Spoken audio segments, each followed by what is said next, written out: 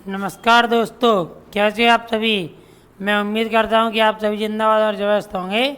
एक बार फिर आपके यूपी टेट स्पेशल सीरीज में आपका बहुत बहुत स्वागत है। ठीक है, तो देखेंगे। इससे पहले मैंने जीन पे आए वाइगॉस्की पढ़ा दिया है। अब आएगा हमारा कॉलबर्ग, थॉर्नडाइक और स्किनर। मोस्ट इम्पोर्टेंट क्वेश्चन आने वाले हैं। आपने अगर ये वाले क्वेश्चन लगा लिए तो आपके 5 नंबर पक्के हैं, चाहे सी टेट हो चाहे यूपी टेट हो। देखिए, तो देखेंगे लॉरेंस कॉलबर्ग, इसकी टॉप 20 क्वेश्चन है। लॉरेंस कॉलबर्ग, नैतिक विकास का सिद्धांत किसने दिया था? मोरल डेवलपमेंट का। तो कौन सा बोलेंगे? Lawrence Kohlberg. कॉलबर्ग का सिद्धांत किस विकास से संबंधित है? तो बोलेंगे नैतिक विकास के। कॉलबर्ग का सिद्धांत किस विकास से संबंधित है? बोलेंगे नैतिक विकास से।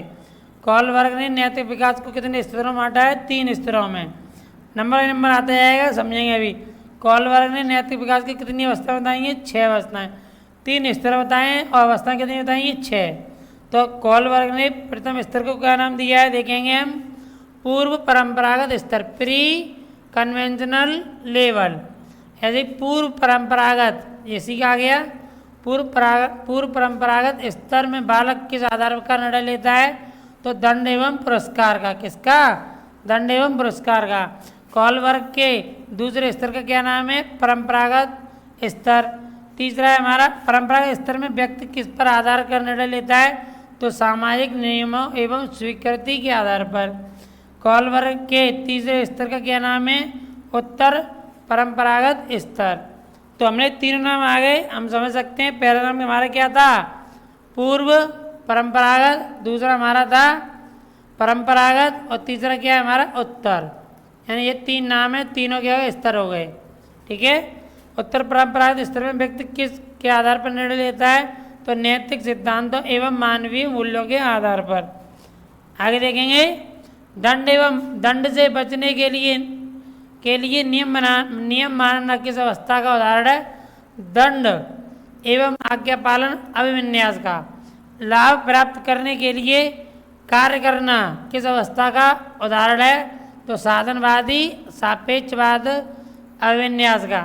अच्छा बच्चा बनने के लिए कार्य करना किस अवस्था का उदाहरण है? तो अच्छा बालक अभिविन्यास। कानून और व्यवस्था का पालन करना किसका उदाहरण है? तो कानून एवं व्यवस्था का अभिविन्यास।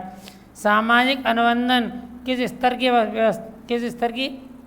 अवस्था है? उत्तर परंपरागत स्तर की। सार्वभौमिक नैतिक सिद्धांत किस अवस्था पर आधारित है? तो 6ठी अवस्था पर। कॉलबर्ग के अनुसार नैतिक विकास का सिद्धांत का आधार क्या है? तो चिंतन एवं तर्क। कॉलबर्ग किस मनोविज्ञान से प्रभावित थे? जीन पियाजे से। नैतिक दुविधा का प्रयोग किसने किया था? कॉलबर्ग ने। प्रसिद्ध आइनेज दुविधा, आइनेज डालमिया किससे प्रभावित है? नैतिक विकास के सिद्धांत पर। आगे देखेंगे, नैतिक, इनके क्वेश्चन आ रहे हैं। नैतिक विकास का सिद्धांत किसने दिया था? हम बोलेंगे कॉलबर्ग। कॉलबर्ग नैतिक स्तरों को कितने स्तरों में बांटा है? 3 स्तरों में। दंड से बचना किस स्तर की व्यवस्था है? तो सी, पूर्व परंपरागत स्तर की। आगे कानून एवं व्यवस्था किस स्तर में वहाँ पे आती है? अभी पढ़ा है किसमें? परंपरागत में। कॉलबर्ग किस विकास से संबंधित थे? तो क्या बोलेंगे? नैतिक विकास से। याद रखेंगे, कॉलबर्ग ने 3 स्तरों में बांटा हुआ है। याद करने की ट्रिक, दंड, नियम और सिद्धांत। पूर्व परंपरागत, दंड और पुरस्कार। ठीक है, दंड में क्या आता है? नियम और सिद्धांत। पूर्व परंपरागत क्या आएगा? दंड और पुरस्कार। अगला है हमारा परंपरागत में क्या आएगा? नियम और समाज।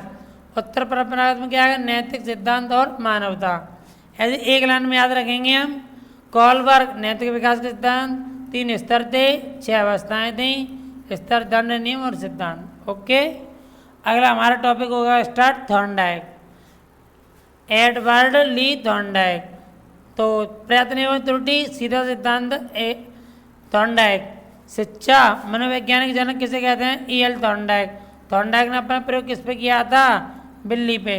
कैसे याद करेंगे? T for Thorndike, C for Gate, TC। TC से याद रखेंगे थॉर्नडाइक, TC। यानी सी से कैट। थॉर्नडाइक का प्रसिद्ध पजल बॉक्स किस पे है? अधिगम के। किस पे? अधिगम पर। आगे हमारा थॉर्नडाइक के अनुसार सीखना किस प्रकार होता है? प्रयास एवं त्रुटि के द्वारा। थॉर्नडाइक ने कितने मुख्य नियम दिए थे? 3 नियम। कौन कौन से थे? पहला था तत्परता का, दूसरा अभ्यास का, तीसरा प्रभाव का। तो तत्परता का नियम थॉर्नडाइक, अभ्यास का नियम बार बार अभ्यास से सीखना। सबसे छोटी कक्षा में अगर बच्चे सीखते हैं तो किससे सीखते हैं? बार बार अभ्यास करने सीखते हैं। प्रभाव का नियम सुखद परिणाम वाले कार्य को दोहराया जाता है प्रभाव के में।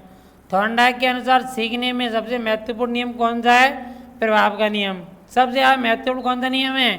तो प्रभाव का नियम।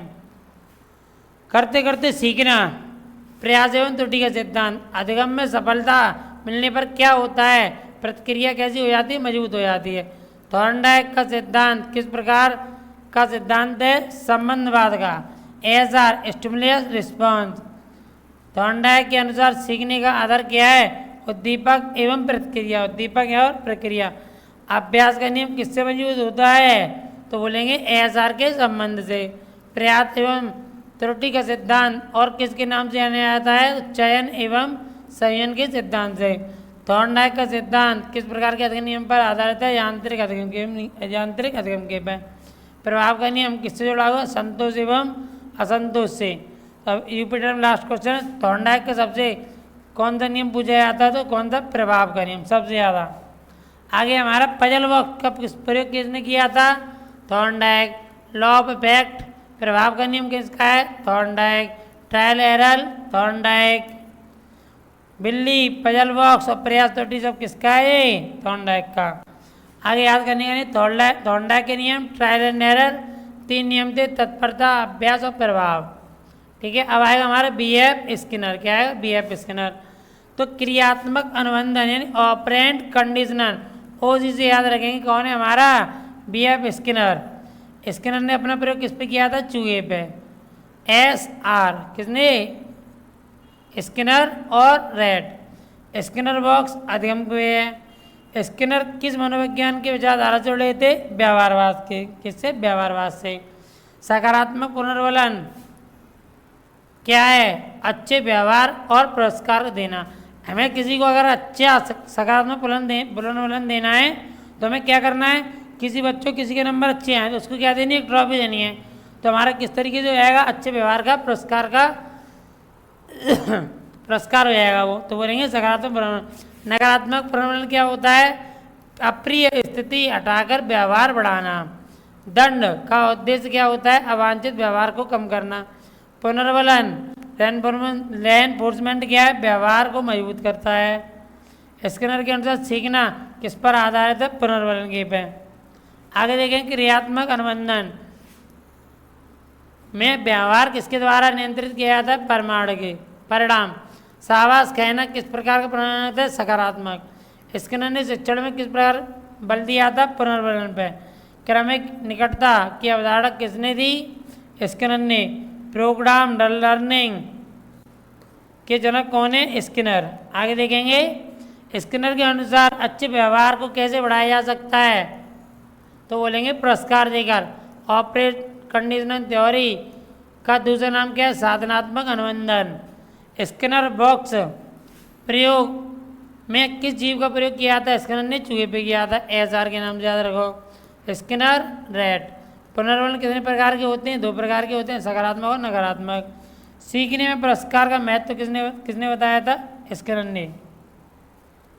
सबसे ज़्यादा क्वेश्चन पूछने वाला स्किनर से कौन सा है हमारा? देखेंगे पॉजिटिव रेनफोर्समेंट। कौन सा है? पॉजिटिव सकारात्मक पुनर्वलन। हमारे एमसीक्यू आ गए। ऑपरेंट कंडीशन किसने दी थी?